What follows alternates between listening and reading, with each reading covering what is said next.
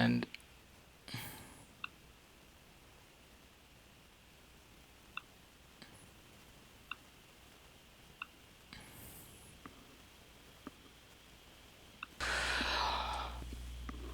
so, as we started last time, we were discussing the asymptotic running time analysis of algorithms. So remember that if you have an algorithm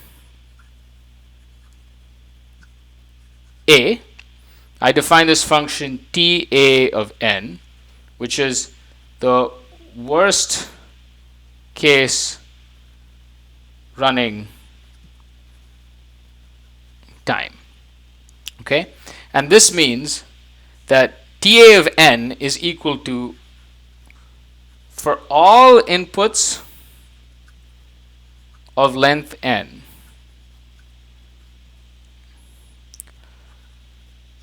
the largest number of lines of code executed on an input. So if you discuss selection sort or insertion sort, the worst case running time is for all inputs of length n, you go and you count what is the largest number of lines of code that are run. Okay?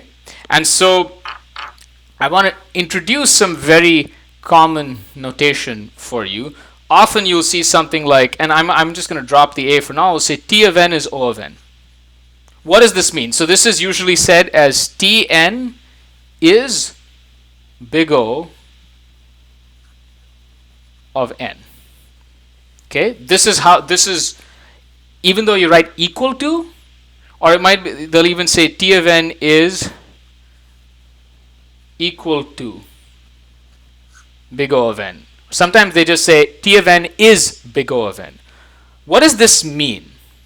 This means that on all inputs of length n, the number of lines of code that are executed is at most some constant times n.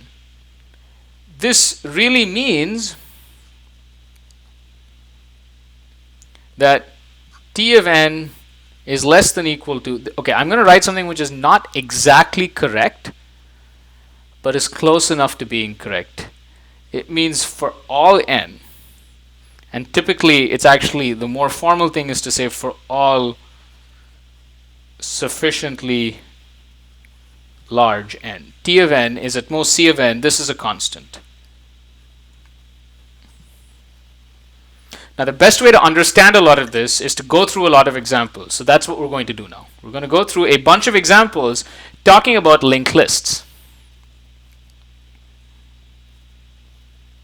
Okay. So my first example is, consider a linked list A. How long to search for an element in A? Meaning T of n is the search time. So suppose T of n was the search time, and n is the length of the linked list. Okay? So T of n is the length of the linked list. So the red option is O of 1. The green option is O of n. And the blue option is that neither are correct. Okay, so I'm just going to launch the poll right now. Assuming this is not in any particular order. Just the standard linked list code that we have written, that we've discussed in this class.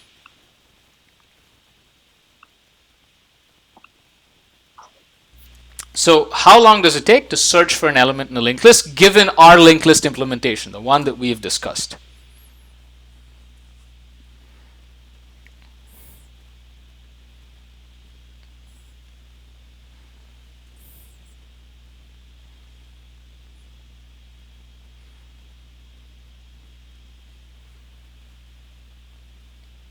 Okay, so good. So most of you see that it's O of n.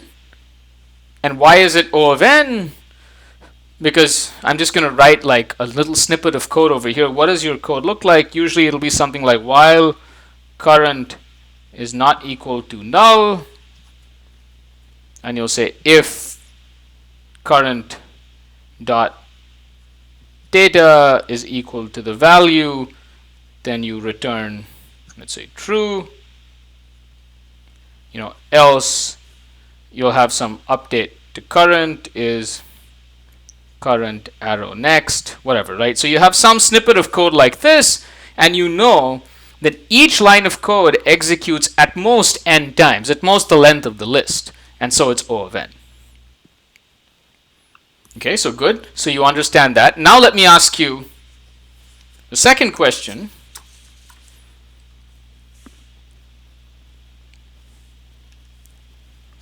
Is T of n omega of n? Okay, so think about this carefully. So the red option is yes, green option is no. Okay, so is T of n omega of n, where T of n is the time to worst case insertion time into a linked list. Okay, there is no blue option. I'm not sure what people are clicking blue for. Professor, I'm sorry, could you just remind me, omega is the most optimal runtime, or what was omega? Good, okay, so what is omega? So if the limit of n tends to infinity of T of n divided by n, so you're taking the limit. So if this was less than infinity, then we would say it's O, and if this is greater than 0, then we say T of n is omega n. So in some sense, it's saying T of n is more than n. Does that make sense? T of n is more than n. That's what omega means.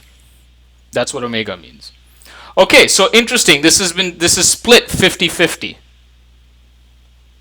This is split 50-50.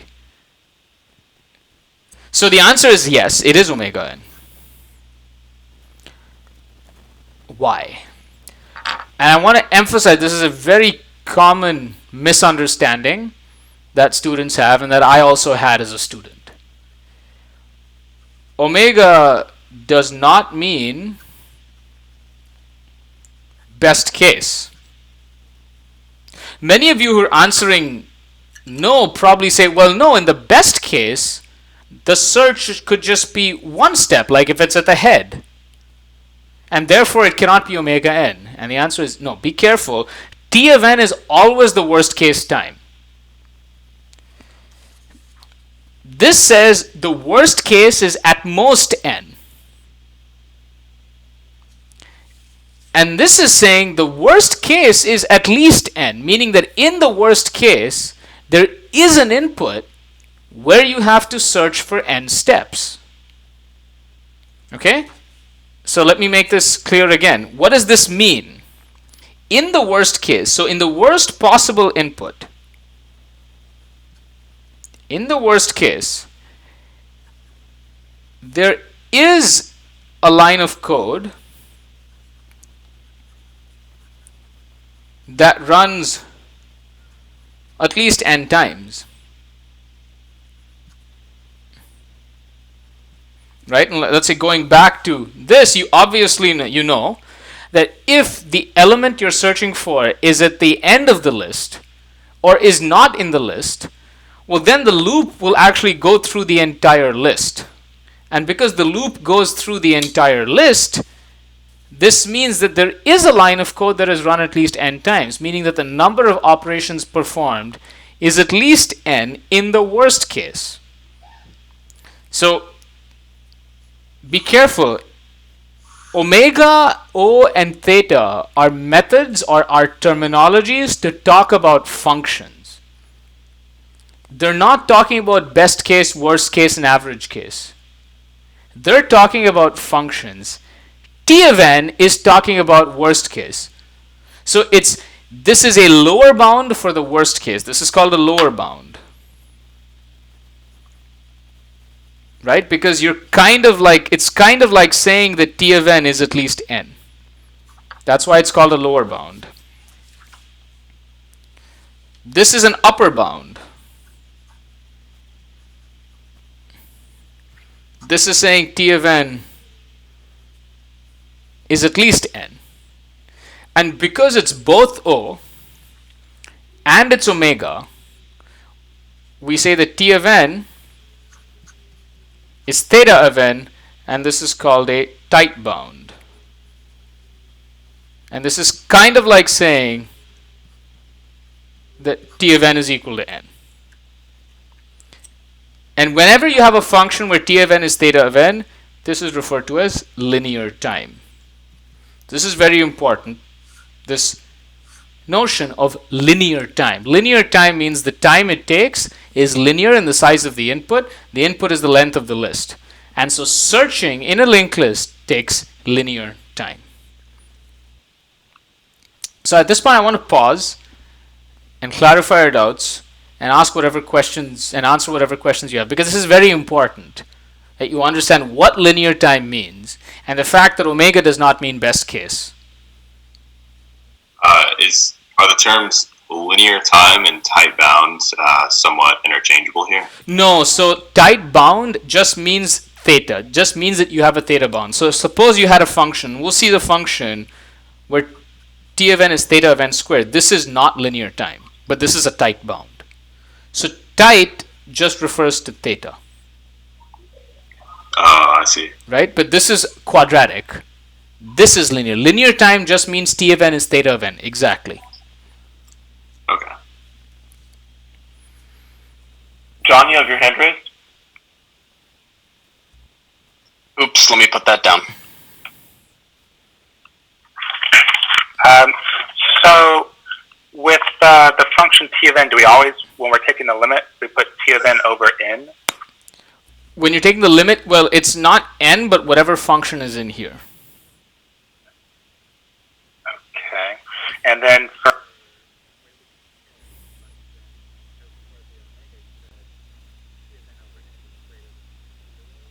the limit, when the limit is greater than 0, then you say it's omega. This is the definition of omega.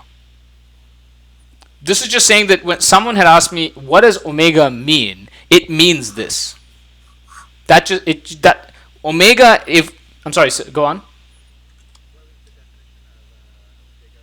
So, yeah, so big O, okay, so let me just write this down. Actually, I have the page, and I think it's worth bringing that page up again.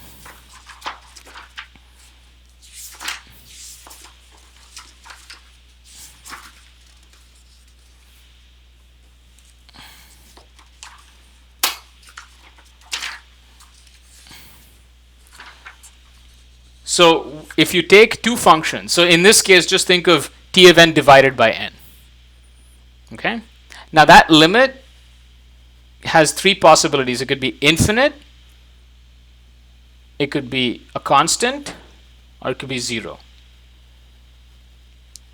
In both these cases, we say it's O. In both these cases, we say omega. And in the middle, if it's only in the middle case, we say it's theta.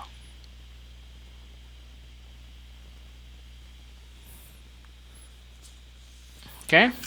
I'll just sort of put this up again. If you have two functions, the limit of the ratio is less than infinity, then you say it's O. If it's more than 0, then you say it's omega. And if it's a constant which is non-zero, then you say it's theta. And this is the tight bound. So this is a mechanism to talk about comparing functions. And typically the functions that we compare with, in the numerator typically we're looking at the running time of an algorithm. The denominator, we look at some standard function. So think of it, I have a complicated function, which is the running time, and I have standard functions like polynomials. And I want to compare my running time, the standard running time, to a polynomial. And this is the way I do the comparison.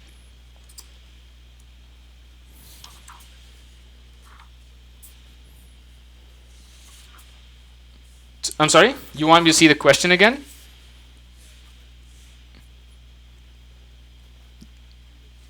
previous question, this one.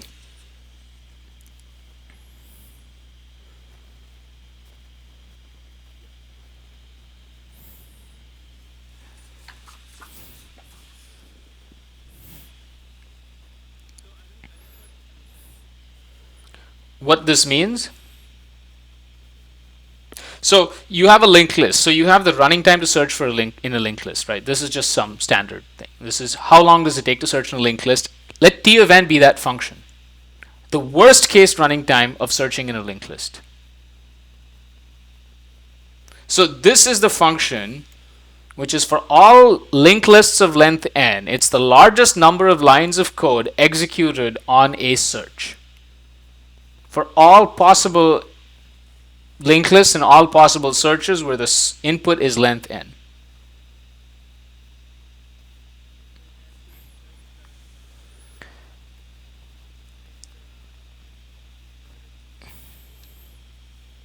Not 0, big O of n.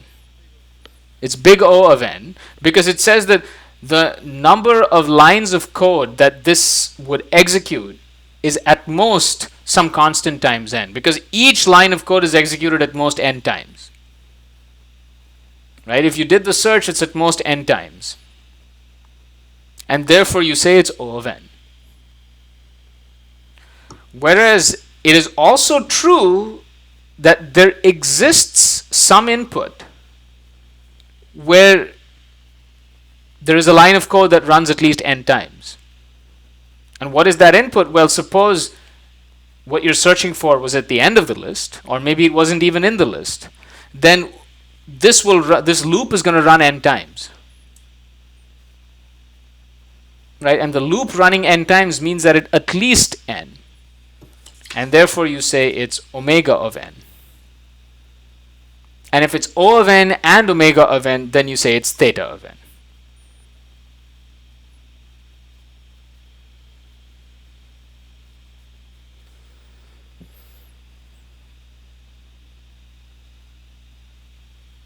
Questions?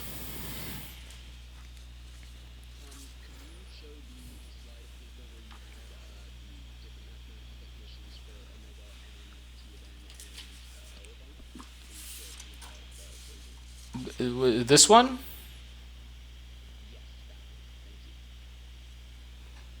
By the way, this says, yeah, so these slides are available. You should be able to see these. Yeah.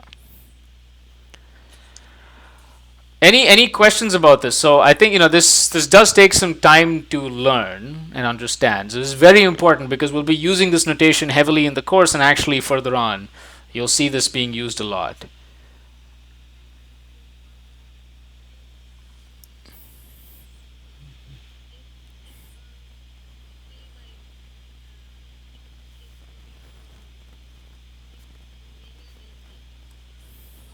Mm-hmm.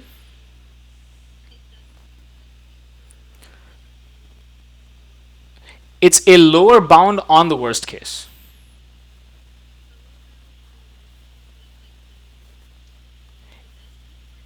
It's kind of saying that, okay, you're talking about the worst case, but you want to say how big is the worst case? Okay, so think of it as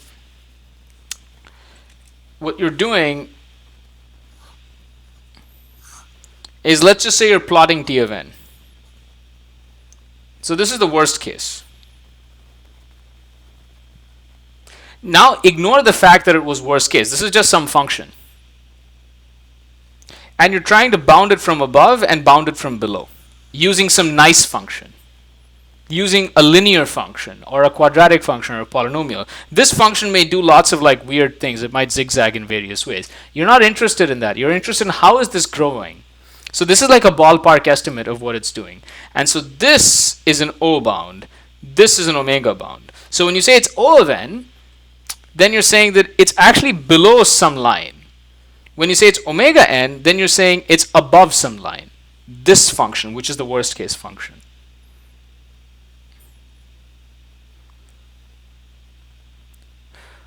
Well, typically you use the O as the most common because you're trying to understand how bad is the running time going to be, and I just want to make sure it's less than something.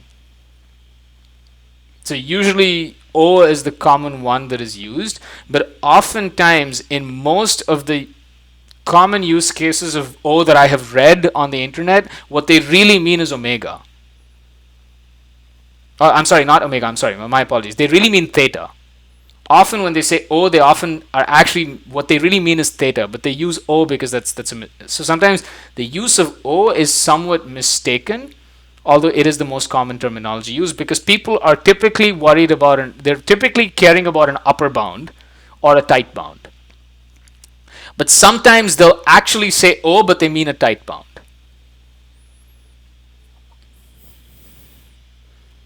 No, it is not the average time. Again, so it is, theta is not the average time. Theta is a tight bound on the worst case.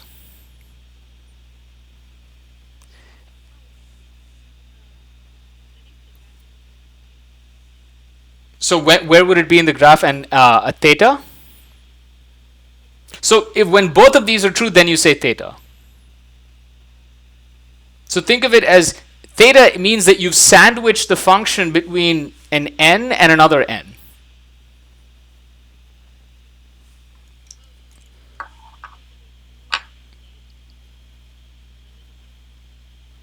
So when the limit is a constant, then you can actually do both of these.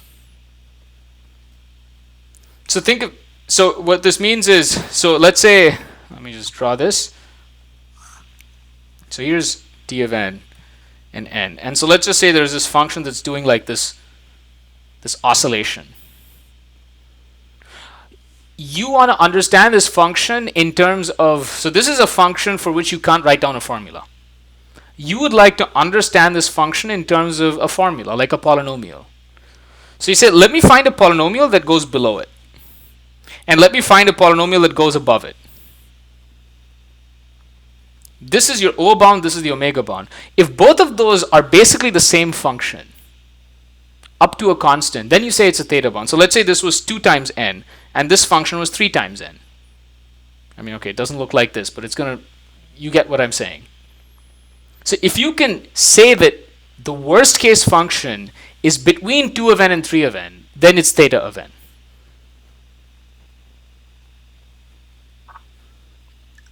I want to emphasize that O, omega, and theta are not worst case, best case, and average case. That is not true. All of this is solely talking about the worst case function, worst case running time. That's not to say you can talk about the best case running time and the average case running time, and people do that. So t of n is just some function.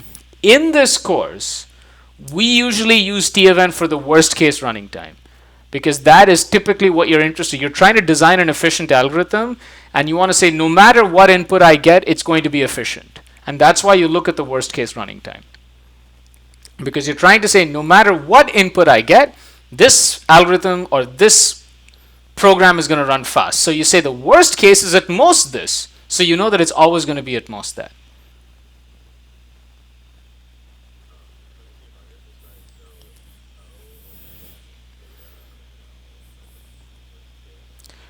So they are all in reference to some function of interest. In this case, the function of interest is the worst case running time. But you can use it in reference to any function of interest. But conventionally, most commonly, especially in material dealing with 101 and interviews and things like that, it is typically in reference to the worst case running time. And because it is so commonly used with the worst case running time, that there is this confusion that, oh, it's always talking about the worst case runtime. This is just mathematical notation to compare functions. Mm-hmm.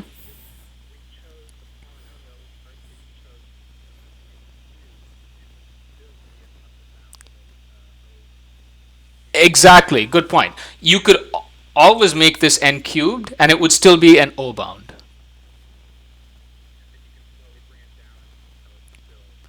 Exactly, and you want to try to bring it down as much as possible until you get a theta bound.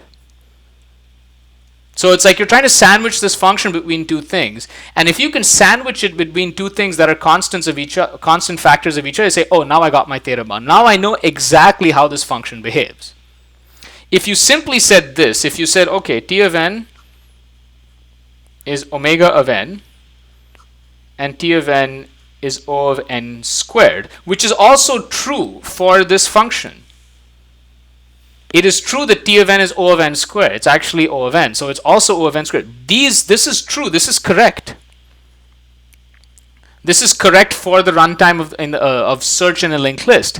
But this is not tight because it doesn't really nail down the behavior of T of n. But you can keep trying to improve this bound until it gets tight. And that's what, that's when you get a theta bound. You improve that bound by a more careful analysis. By more carefully analyzing, you're saying, usually when you say an upper one, you say, oh, this line is going to run at most these many times. But maybe it runs even less. So a more careful analysis leads to better and better bounds.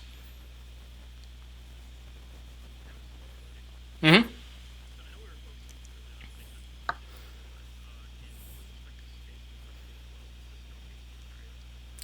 This notation carries over for any talk of functions. So any function of interest, you can use this notation.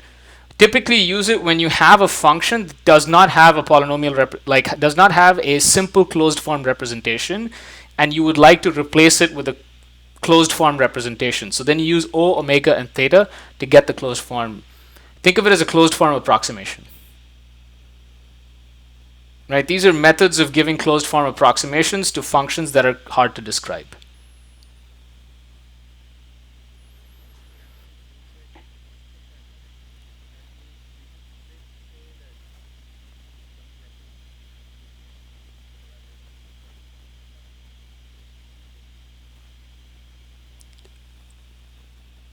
That's okay, so when you get a theta bound, then actually you have nailed down what the worst case is. In the other two, all you're getting is an upper or lower bound. You're right. So in the other two, it's like I have some information, but I don't have all the information.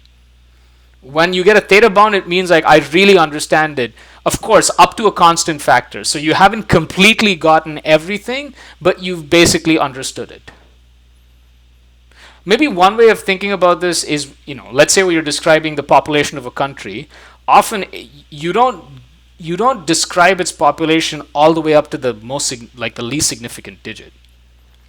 Like you'll say the population of the United States. Well, you can say yes, it's more than 1 million, and it's less than 1 billion, which is correct, but that's not tight. You'll say, well, what is the tight bound? You say, well, it's 300 million. And then that is a tight bound. And then you could say, but you could try to get it even more, like it's 300 and something million and so many. But usually you don't care about that part. So conventionally you'd say, if I said the population of the United States is 300 million, you'd say, yeah, that's fairly accurate. And that's like a theta bound. But if you were to simply say it's more than 1 million and less than 1 billion, well, okay, it's some information, but it's not that much. And that's kind of like saying this. It's more than 1 million and less than 1 billion. But this is like more like getting accurate bounds on it. You could ask sorry, go ahead.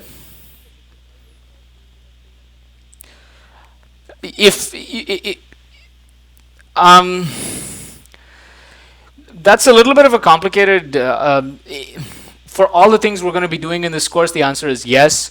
By and large for algorithms, mostly you can find a theta bound with some polynomial. But that's not true for all algorithms.